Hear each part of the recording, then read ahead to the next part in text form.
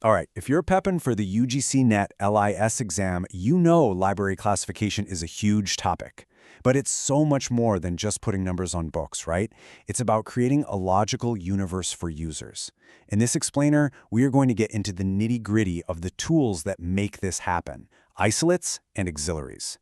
These are the secret ingredients that help us classify not just what a book is about, but also what kind of book it is.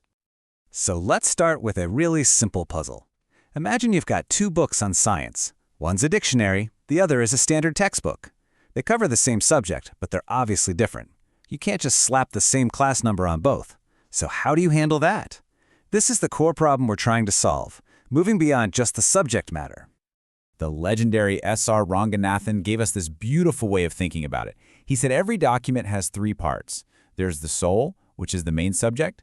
Then there's the subtle body, which is how that subject is presented, the author's viewpoint, the style. And finally, you have the gross body, which is its physical form.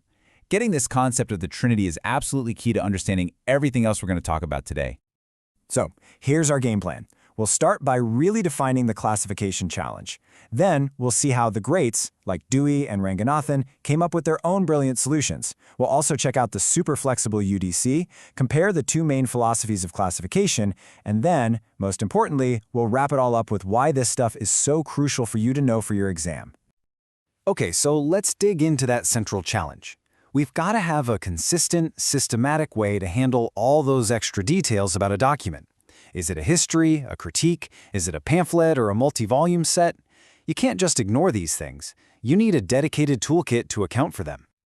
So, let's talk about the first major solution, which comes from, you guessed it, Melville Dewey. He introduced this idea all the way back in 1885 in the second edition of his Dewey Decimal Classification, a true game changer. Dewey had this incredible light bulb moment. He noticed that certain types of books, like dictionaries, journals, and encyclopedias, show up in pretty much every single subject area.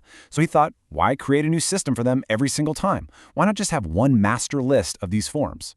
He initially called them form divisions, and that idea grew into what we now know as the super useful Table 1, standard subdivisions. And here's how it works in the real world. It's actually pretty elegant. The base number for science is 500. If you want to classify a science dictionary, you just tack on the standard subdivision for dictionaries, which is -03. Boom, you get 503. For a science journal, you add -05, and you get 505. It's a simple mnemonic way to create consistency across the entire library. All right, now let's pivot to another titan of library science, S.R. Ranganathan. He looked at Dewey's idea of common forms and thought, that's good, but I can take it to a whole other level. And he did with his colon classification, creating something that is just pure genius for arranging books on a shelf. So, Ranganathan's name for these repeating concepts was common isolates. Just like Dewey's subdivisions, you can attach them to pretty much any subject. But, and this is where Ranganathan's brilliance really kicks in, he didn't just have one list. He split his common isolates into two totally different types, each with a very specific job to do. Okay, you're definitely going to want to remember this for the exam, so lean in. Ranganathan created two flavors of common isolates. First up, anteriorizing common isolates, or ACIs. You can think of these as approach documents, the stuff you should read before diving into the main topic, like a bibliography or a periodical. Then you have posteriorizing common isolates, or PCIs. These are for the advanced materials, the things you'd study after you've got a handle on the core subject, like in-depth research or critical studies. And this all leads to Ranganathan's absolute masterpiece, the APUPA pattern. Just picture a student walking up to the shelves. First they encounter related, or alien subjects. Then they find the penumbral, or introductory books classified with ACIs. Next they hit the umbra, the core subject itself. Then comes more penumbral material, this time the advanced stuff, classified with PCIs. And finally, they end with more alien-related subjects. It's a learning journey, engineered right into the physical arrangement of the library. Just amazing. Next, we have the Universal Decimal Classification, the UDC. Now, this system actually started out as a French version of Dewey's DDC, but boy, did it evolve.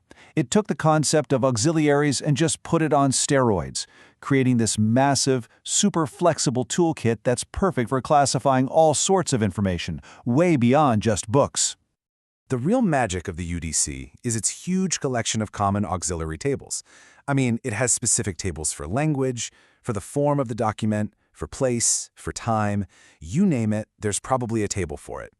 And each table gets its own unique symbol, which means you can mix and match them with any main class number, giving you an unbelievable amount of flexibility. This flexibility lets a classifier build or synthesize incredibly precise class numbers. It's almost like building with Lego bricks. So here, we can take the number for science, which is 5, and technology, which is 6, combine them, then add the form auxiliary for a journal, which is 05, to get Journal of Science and Technology. We can even get more specific and add the time auxiliary for the 21st century and the place auxiliary for India. So cool. So we've seen how powerful these synthetic or building block systems like DDC, CC, and UDC are. They hand the classifier a set of tools and let them construct the class numbers they need. But, that's not the only way to do it. There's a whole other philosophy that you've got to know about for the exam. On one side of the ring, you have the enumerative systems, and the heavyweight champion here is the Library of Congress classification. LOC doesn't really do common tables. Instead, it tries to list out or enumerate every possible subject ahead of time. This makes the schedules absolutely massive, but it's simple for the classifier. You just find the number, you don't build it. On the other side, you have the purely synthetic systems, like the modern BC2, which double down on the building block idea with tons of auxiliary schedules for ultimate flexibility. All right, let's bring it all home. We've gone through a lot of theory, so what's the bottom line? As you're studying for your net exam, what are the key takeaways? Why does any of this really matter? Well, you really need to think of these tools as the engine that makes a modern library run. They're what let us group all the science dictionaries together separate from the science textbooks. They're the magic behind creating intuitive learning paths on the shelf, like the ACE-Pupa pattern. They give classification systems the power and flexibility to handle any document, no matter how complex. At the end of the day, mastering these concepts means mastering the art of library organization. And that leaves us with a really fascinating question to think about. In our current world of digital, often formless information, what are the new characteristics we need to classify? What will the auxiliaries of the 21st century look like? I genuinely love to hear your ideas on this. And hey, if you found this explainer helpful for your studies, please do me a favor and hit that subscribe button and share it with your fellow LIS candidates. Let's connect and keep these discussions going, because we've got more explainers just like this on the way. Thanks for watching, and good luck with your prep.